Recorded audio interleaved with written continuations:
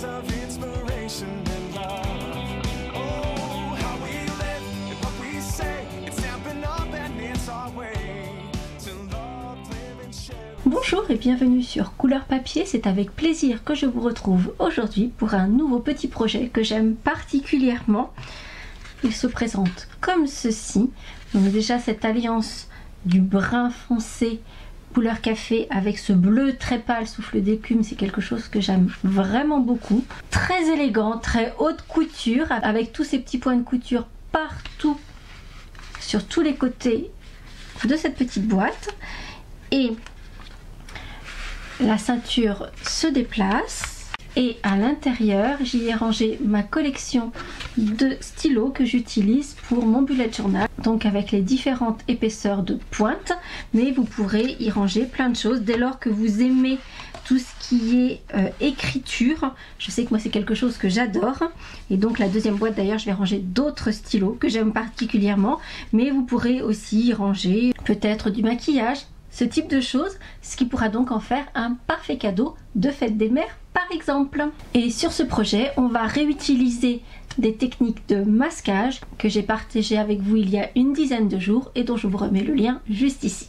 Pour réaliser cet étui à crayon, ou à toute autre chose d'ailleurs, il vous faudra une page A4 et on va réduire cette page A4 à 6 pouces et demi de large. Comme très souvent, lorsque je fais des projets 3D, j'utilise le système impérial, mais vous en avez l'habitude. Toutes les mesures seront reprises sur le blog en système métrique et en système impérial, donc en cliquant sur le lien en barre d'infos ou sur la miniature à la fin de la vidéo. Une fois que l'on a ce grand morceau de 6,5 par 11,75, dans la petite bande qui va tomber, on va redécouper une bande de 3/4 de pouce et il nous faudra également des chutes de papier dans un papier contrastant. Donc ici, comme je vous le disais, j'ai utilisé du couleur café avec du souffle d'écume, et pour la version que nous allons réaliser ensemble, ce sera du cuvée cassis et du plume de Parme.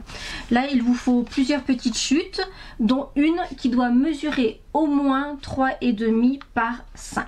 Et pour réaliser cet étui, j'ai utilisé 2 sets de tampons, le Hornet Style. J'espère que vous n'en avez pas déjà ras les couettes, parce que c'est vrai que je l'utilise beaucoup et que je l'aime beaucoup. Donc j'ai utilisé ce grand tampon et c'est là que l'on va faire ce que je vous disais, du masquage pour décorer l'intégralité du dos, mais également de la face intérieure de notre étui. Et on va utiliser la petite marguerite ici pour la décoration, que l'on va assortir bien sûr à sa perforatrice. Et pour la décoration qui ajoute vraiment la touche élégante à cet étui, je vais utiliser les dies issus du set bordure ornementale.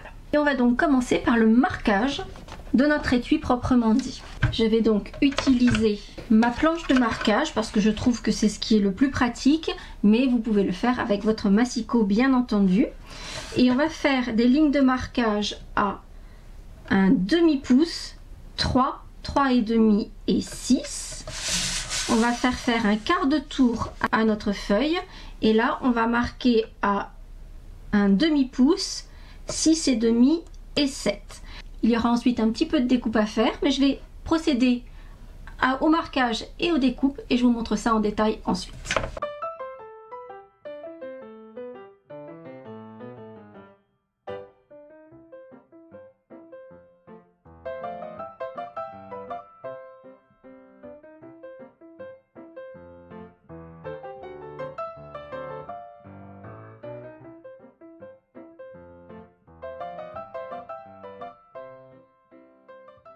Donc dans un premier temps, on va faire ces découpes-ci, c'est-à-dire que sur la première grande bande, on va garder les 2 grands rectangles dans l'alignement l'un de l'autre.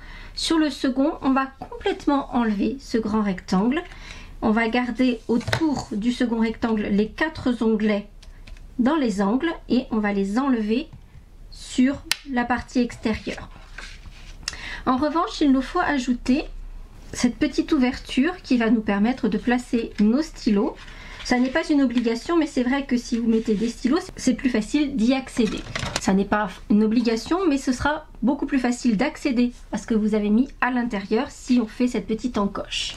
Donc je vais reprendre ma planche de marquage et je vais faire une ligne à un demi-pouce de part et d'autre du grand rectangle.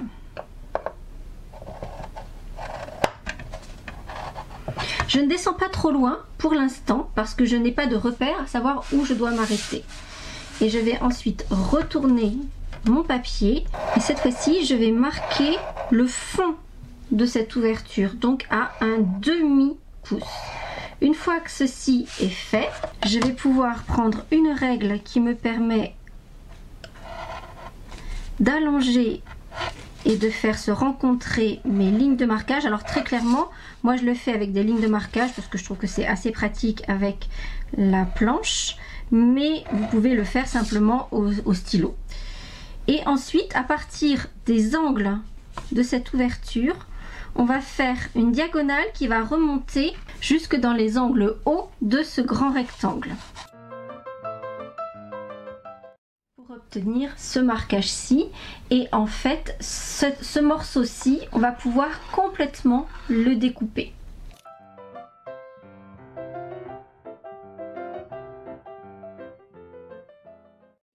Obtenir une découpe comme ceci. On va ensuite procéder à la découpe de cette frise qui se trouve en bas du rabat de fermeture de l'étui. Et pour cela, il va falloir faire plusieurs choses.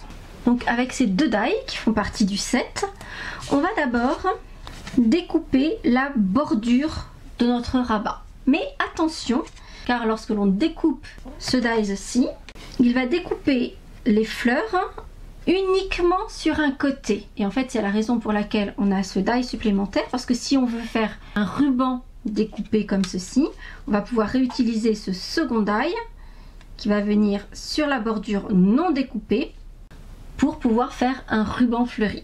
Et donc nous, on va jouer avec ces deux éléments. C'est-à-dire que l'on va ajourer l'extrémité du rabat, donc en prenant bien soin que ce soit la partie qui est entièrement découpée qui se trouve en bas pour que la bande reste bien attachée à notre rabat. Et sur le morceau qui doit mesurer minimum 3,5 par 5 de la couleur coordonnée, on va découper uniquement le bas, mais en prenant soin d'avoir la même partie du die. C'est-à-dire que si vous avez choisi d'avoir deux roses, comme c'est le cas pour moi ici, je vais découper en prenant soin d'avoir la même partie de découpe sur ce morceau de papier là. En fait, ce morceau là doit être supérieur, plus grand que notre rabat, parce qu'on va le rajuster ensuite directement sur le projet. Par contre, vous l'aurez compris, ce die là, il est fait pour aller de l'autre côté de la découpe. Or, nous, on va le mettre de ce côté-ci. Ce qui veut dire qu'il ne sera pas exactement ajusté, mais vous allez voir comment on va s'en sortir. Pour ajourer l'extrémité de votre rabat, vous allez juste plier en deux votre découpe. Comme ça, vous allez pouvoir passer le tout dans votre machine de découpe sans aucun problème. Et j'ai donc mon rabat qui est maintenant ajouré. Le morceau découpé également qui va venir se placer derrière. Et comme vous pouvez le voir, ça n'est pas complètement ajusté à la forme. Mais comme je vous le disais, on va trouver un subterfuge pour pouvoir l'utiliser comme vous le voyez ici, alors que là vous ne vous rendez pas du tout compte que ça n'est pas complètement ajusté. Mais avant cela et avant de créer des surépaisseurs, on va faire toute la décoration avec le tamponnage, mais également les petits points de couture, parce que c'est bien plus simple de les dessiner quand le projet est bien à plat. Donc le tamponnage, il va être fait en ton sur ton pour que ça décore mais que ça reste discret. Et comme je vous le disais, on va utiliser exactement la technique que je vous ai montrée il y a 10 jours dans la débrouille du dimanche. Donc comme je vous disais, je vous ai mis le lien il y a un instant sous le petit i. On va masquer sur les côtés et on va tamponner 2 fois ce grand motif en le masquant au moment de tamponner la deuxième partie. Une fois que le tamponnage sera réalisé sur les deux grands rectangles, je pourrai faire tous mes petits points de piqûre sur les tranches, sur les deux grands rectangles, mais également sur le haut de l'étui et sur le pourtour du rabat.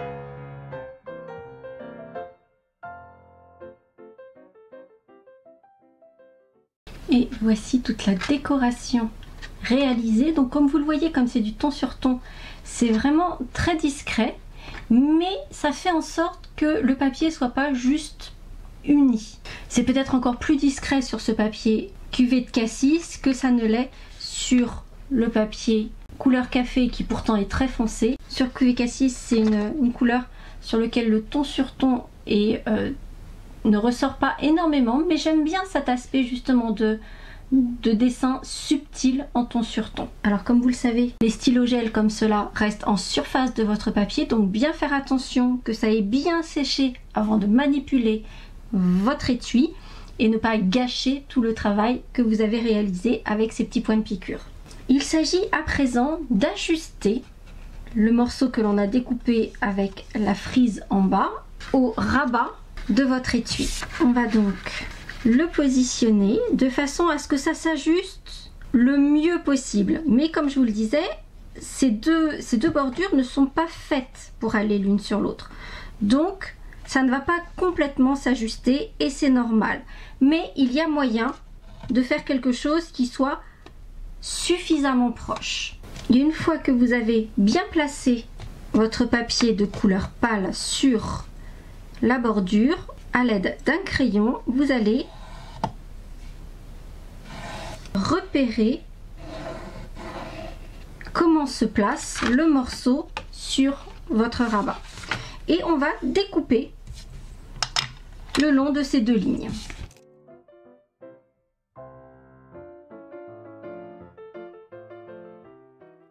Au besoin, enlever les petits traits de crayon qui pourraient être visibles. Et on va également ajuster en hauteur l'intérieur de notre morceau de façon à ce qu'il vienne recouvrir le rabat mais pas la partie supérieure de la boîte. Puis on va venir coller ce morceau à l'intérieur du rabat. Pour cela, on va utiliser un poinçon ou notre outil touche à tout, mettre un peu de colle sur une chute de papier et à l'aide de l'extrémité de notre poinçon, on va poser des petits points de colle de façon à coller l'effet dentelle sur le papier qui va le recouvrir. Et sur cette partie-ci, on viendra mettre de la colle normalement.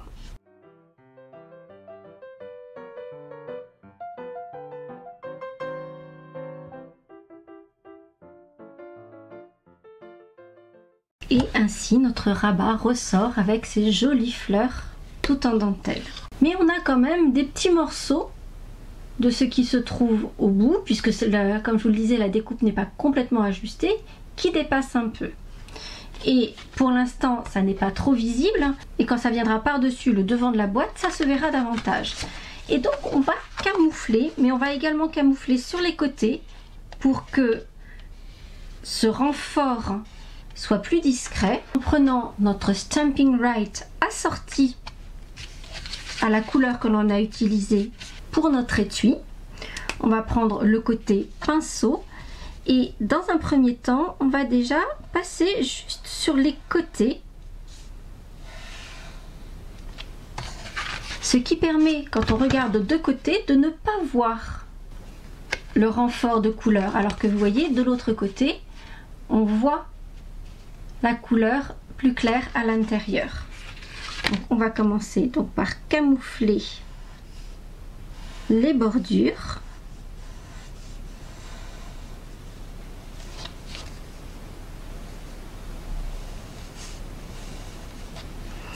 Je vous conseille vraiment de vous mettre à plat pour faire ce genre de choses, sinon vous risquez de faire des coups de pinceau, des coups de couleur sur l'intérieur du rabat. Et une fois que ça c'est fait, eh bien on va faire exactement la même chose sur la bordure du bas, mais on va également colorier tout ce qui dépasse. C'est-à-dire que, vous voyez par exemple ici, je vais vraiment mettre en couleur tout ce qui est en dehors de la découpe dentelle. Donc vous voyez ici, j'ai ajouté la couleur avec le Stampin' Right. De ce côté-ci, je ne l'ai pas encore fait, donc on voit bien les petits morceaux qui dépassent, alors qu'ici, on ne les voit plus du tout. C'est magique! Et voici notre rabat avec plus rien qui dépasse, comme s'ils étaient faits pour aller parfaitement ensemble. Une fois toute la décoration de l'étui lui-même réalisée, on n'a plus qu'à mettre en volume notre étui. On va utiliser de l'adhésif double face pour refermer notre étui. Il nous faudra en placer à l'intérieur sur le rabat qui se trouve à la droite du devant et en bas du devant. Ensuite, je vais appuyer toutes mes lignes de marquage au plioir et mettre mon étui en forme.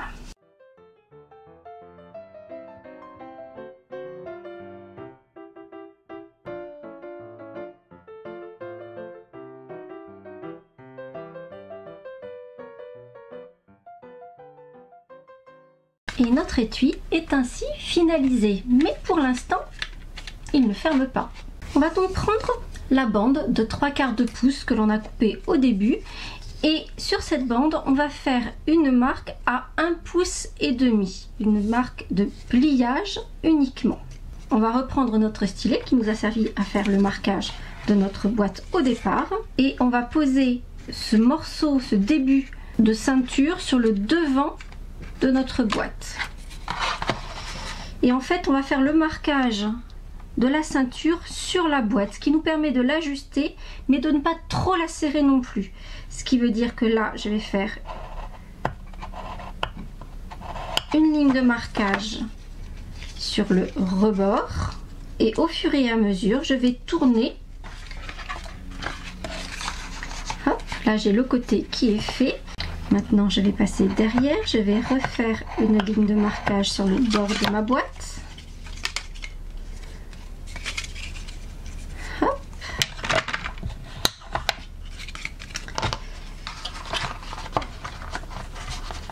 On refait sur le côté.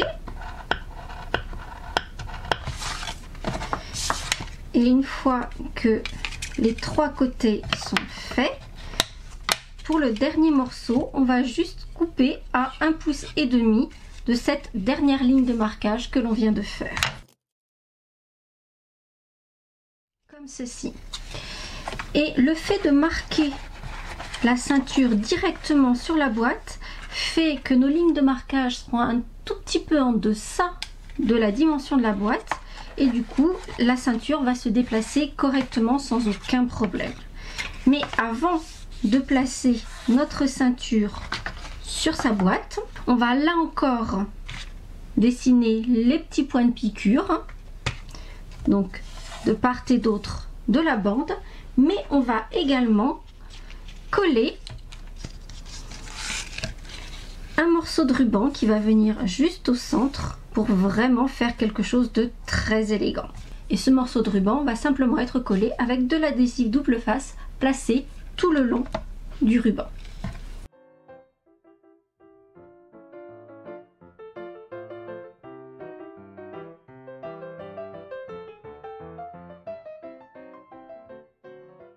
Pour placer le ruban sur ma ceinture. Je vais évidemment enlever mon adhésif double face, mais je ne vais pas le coller tout de suite sur l'intégralité de la longueur parce qu'en fait ça ferait trop de surépaisseur entre une double épaisseur de papier plus une double épaisseur de ruban au moment à l'endroit où ça se superpose, ça ferait beaucoup de superposition. Donc en fait le ruban on va l'ajuster pour que ça vienne juste au bord. Donc je ne vais pas tout découvrir, je vais le coller au fur et à mesure, je viendrai ajuster les extrémités par la suite. Et je ne vais pas coller mon ruban sur le dernier tronçon, je vais placer un tout petit peu d'adhésif double face sur une des extrémités de la ceinture.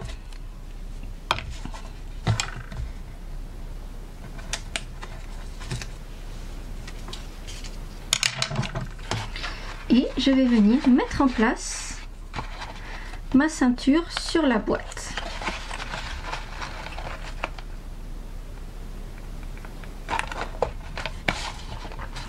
Et en fait, le dernier tronçon de ruban, je vais venir l'ajuster pour qu'il vienne se placer juste au bord à bord du début de ma ceinture.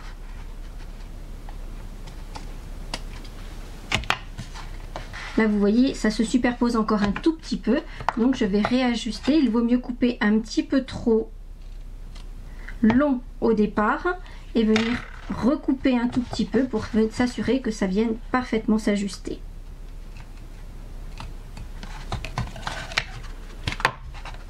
Et là c'est parfait. Donc je peux enlever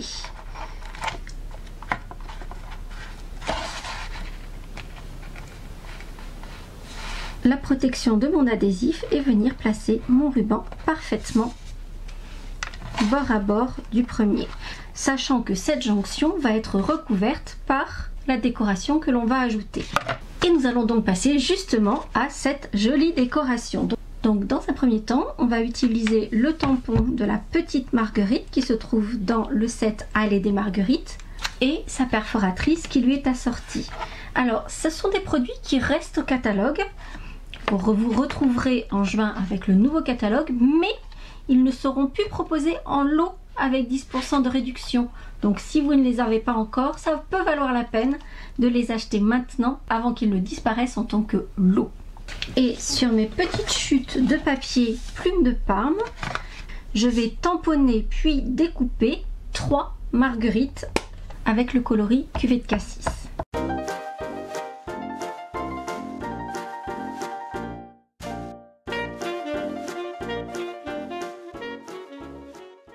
Une fois mes 3 marguerites tamponnées, découpées, je vais utiliser mon plioir et alors très délicatement, parce qu'il ne faut pas arracher les pétales de ma marguerite.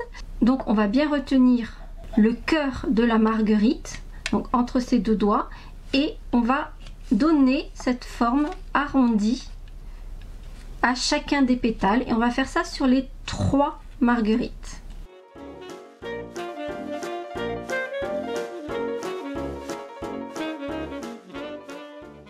Une fois que l'on a donné de la forme à nos 3 épaisseurs de pétales de marguerite, on va prendre de la colle multifonction, les placer sur un petit tapis de mousse et on va mettre un point de colle au centre de la marguerite.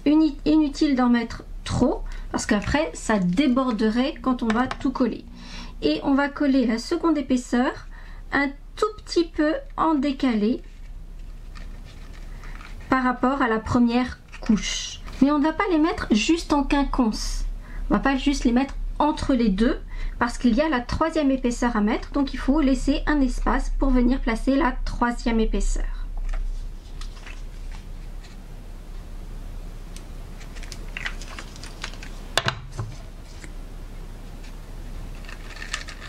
Et on vient ensuite placer la 3e épaisseur, cette fois-ci dans l'espace laissé libre par les 2 premières. Ainsi on obtient une fleur avec vraiment plein de volume, plein de pétales les uns par-dessus les autres. Et on va pouvoir utiliser un crayon par exemple et appuyer au cœur de notre fleur pour donner davantage de volume. Avant d'appuyer, je vous conseille d'attendre que votre fleur soit bien sèche, sinon les pétales risquent de tourner les uns sur les autres et vous n'aurez plus ce bel écartement entre les pétales. Et pour finir, on va venir placer un joli bijou. J'ai beaucoup hésité à savoir si je mettais la version dorée ou la version argentée. Je suis restée sur le argent parce que j'ai mes petits points de piqûres qui sont blancs, mais j'ai bien hésité, j'avoue. Et puis on va encore appuyer toujours avec mon petit crayon au centre pour que il y ait plein de volume sur cette fleur. On peut éventuellement triturer un petit peu les pétales pour donner encore plus de volume à notre fleur. Dernière étape, il s'agit de placer notre fleur sur sa ceinture, mais y ajouter aussi toutes ces petites boucles de fil de lin qui, je trouve, donnent beaucoup d'allure, de volume, vraiment la petite touche un peu bohème. Donc j'ai utilisé notre ruban de lin tressé. Et alors, comme on est sur une ceinture qui est en tissu, puisqu'on a mis ici notre ruban de lin, qu'on a cette fleur qui est assez volumineuse, le ruban de lin tressé qu'on va rajouter par-dessus, du coup tous ces éléments, je vais les coller avec un pistolet à colle chaude. Je vais commencer par mon ruban de fil de lin tressé. Et en fait, je vais le faire en plusieurs morceaux, c'est-à-dire que je vais faire des boucles,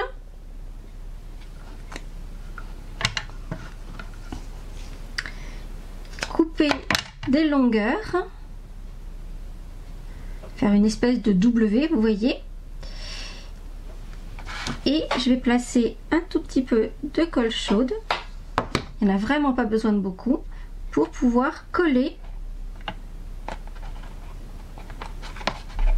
cette première décoration. Et je vais ensuite effilocher mon ruban de lin tressé.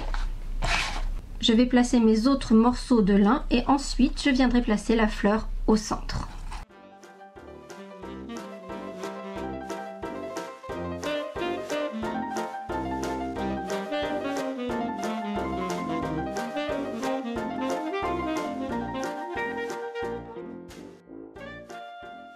Et voici notre étui à stylo finalisé. Donc dans celui-ci, j'avais mis tous mes stylos liner que j'utilise pour mon bullet journal. Dans celui-ci, j'y ai glissé mes points de baule Signo et mes stylos gel blanc 8 et 10 que j'affectionne particulièrement, comme vous avez pu le voir, puisque j'ai utilisé le 10 ici pour tous mes petits points de piqûre. Pour ma part, j'y ai glissé des stylos parce que c'est quelque chose que j'aime beaucoup, tout ce qui est outils d'écriture, mais bien sûr, vous pourrez y glisser plein d'autres choses à l'intérieur, comme bon vous semble. Peut-être des gourmandises, des petites plaques de chocolat, des petites choses comme ça. Enfin, voilà, il y a plein de choses, comme je vous disais tout à l'heure, du maquillage, il y a plein de choses qu'on pourra glisser dans ces jolis étuis. J'espère en tout cas que ce projet vous aura plu. Si c'est le cas, vous n'hésitez pas à mettre un petit pouce en l'air et on se retrouve très vite pour de nouvelles aventures créatives. À très bientôt.